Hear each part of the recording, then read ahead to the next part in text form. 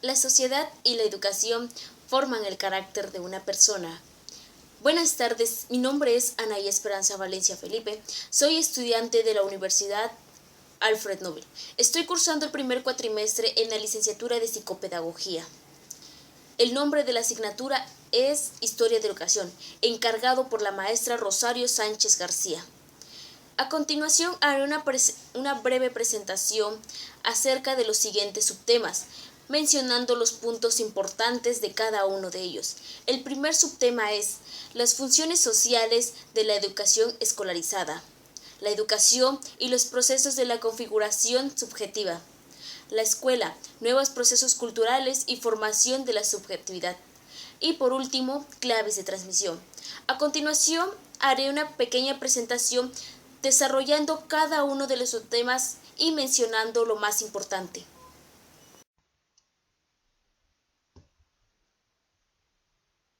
Como ya habíamos mencionado, algunos puntos importantes acerca de la portada y en qué va a consistir la siguiente presentación, iniciaremos con lo que es el primer subtema, funciones sociales de la educación escolarizada. Juan de Val publicó en 1988 en El País un artículo titulado La escuela es para guardar a los niños, del cual de ello en su segundo artículo posterior a ello se declaran las siguientes funciones. Entre ellas destaca asegurar la continuidad social. Al igual que los seres humanos, la sociedad trata de reproducirse y perpetuar su identidad a lo largo del tiempo. Consigue transmitir a las nuevas generaciones todo el patrimonio cultural acumulado por las generaciones anteriores. Además de que la sociedad es conservadora y procura mantener sus tradiciones, usos y costumbres. La educación es uno de los principales medios para formar ciudadanos que encajen con los moldes socialmente establecidos. Promover el cambio social. Pero la sociedad necesita al mismo tiempo introducir nuevas variantes y perspectivas, capaces de renovar viejas estructuras y asegurar su supervivencia y progreso. La educación constituye también a fomentar el espíritu crítico y la creatividad de los individuos, a promover y preparar el terreno para el cambio social.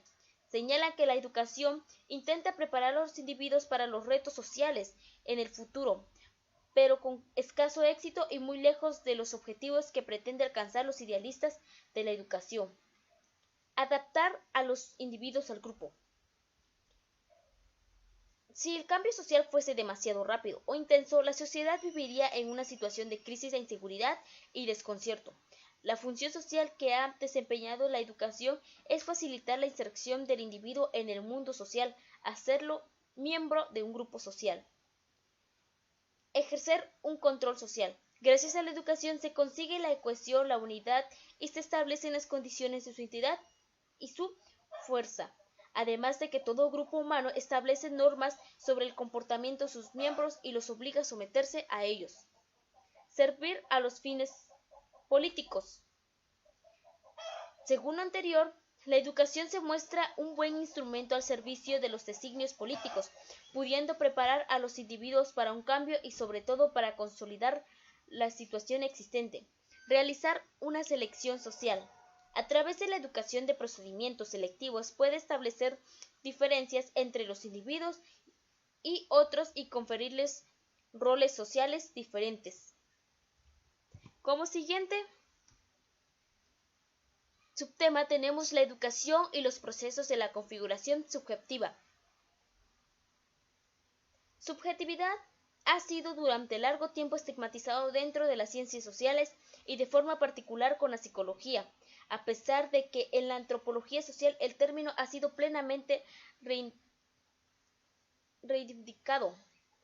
Además fue estigmatizado especialmente para el culto de la objetividad al objeto y a la neutralidad dentro del paradigma positivista. En el caso del pensamiento postmoderno, la subjetividad se rechaza por un sentido ontológico en su estatus de forma constitutiva de una realidad susceptible al conocimiento.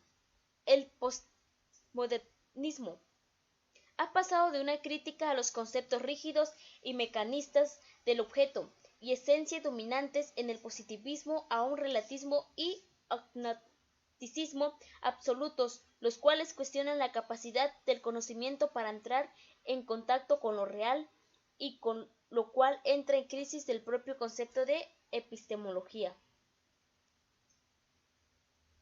El marco de las escuelas dinámicas,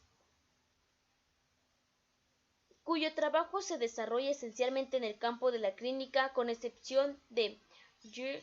Alport, cuya concepción de la personalidad se vincula prácticamente con todas las esferas de la psicología. La personalidad se presenta básicamente como una categoría intrapsíquica, considerando lo social en el mejor de los casos, como ocurrió en la psicología humanista, como en el escenario de lo cual se desarrollan con las potencialidades humanas. En el siguiente subtema se denomina educación, nuevos procesos culturales y la formación de la subjetividad. ¿Cuál es el funcionamiento del concepto de subjetividad? Funciona como un marcador epistemológico del papel del hombre y su conciencia individual de los procesos sociales, entre ellos la formación escolarizada de los sujetos sociales mediante el proceso docente educativo. La subjetividad en el campo de las ciencias sociales ha tenido un tratamiento ambiguo, ya que por ser una parte se asocia de forma general a una concepción mentalista e individualista del carácter metafísico y se presenta como una reminiscencia de la filosofía moderna del sujeto. La subjetividad adquiere una significación extraordinaria.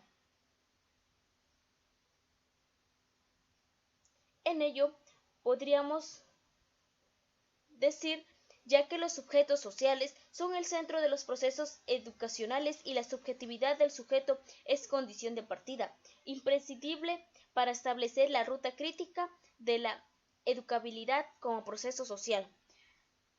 Analizar el papel del hombre tanto el estudiante como en el proceso docente educativo. Implica renovar una versión dialéctica sobre el tema de la subjetividad, ya que permitiría avanzar en el lugar del sujeto en la producción del conocimiento y las presentaciones sociales, lo cual facilita una nueva comprensión de la relación entre lo social y lo individual en la formación de los profesionales. PDE es la formación de los profesionales, funciona desde coordenadas, espacios temporales definidas, que se constituyen en las condiciones de su realización y determinan en buena medida sus resultados. Por último, tenemos el subtema de claves de la transmisión. Desarrollar habilidades. Resulta esencial en cualquier metodología, pero es especialmente importante en el trabajo cooperativo donde los alumnos deben construir su propio aprendizaje a partir de las exposiciones y respuestas que van realizando los miembros del equipo. Como ocurre con muchas otras habilidades, la escucha activa también puede practicarse y aprenderse y en una destreza que resultará útil a tus alumnos tanto dentro como fuera del centro escolar. La gubernamentalización consiste en un movimiento por el cual se trataba, en la realidad de la práctica social, de sujetar a los individuos a través de los mecanismos de poder que invocan una verdad. Pues bien, yo diría que la crítica es el movimiento por el cual el sujeto se atribuye al derecho de interrogar a la verdad acerca de sus efectos, depurar y al poder acerca de los discursos de verdad. Pues bien, la crítica será artede a la incertidumbre voluntaria, en el de la indocilidad reflexiva. La crítica esencialmente, por función de la subjetividad en el juego, se podría denominar como una palabra política de la verdad. La crítica aparece así definida como un acto de desafío, de oposición, un modo de transformar el gobierno, de escaparse de él o de desplazarlo. Como se menciona en ello, en toda la presentación y como propósito teníamos hacer énfasis en cómo funciona la educación dentro de estos procesos. Como bien su nombre de la asignatura es Historia de la Educación, sus personajes importantes y cuáles fueron sus aportaciones hacia ello y cómo fue que se construyó la educación. Tenemos diferentes conceptos de qué es ello y de los tipos de educación. Espero y haya sido de tu agrado. Muchas gracias y buenas tardes.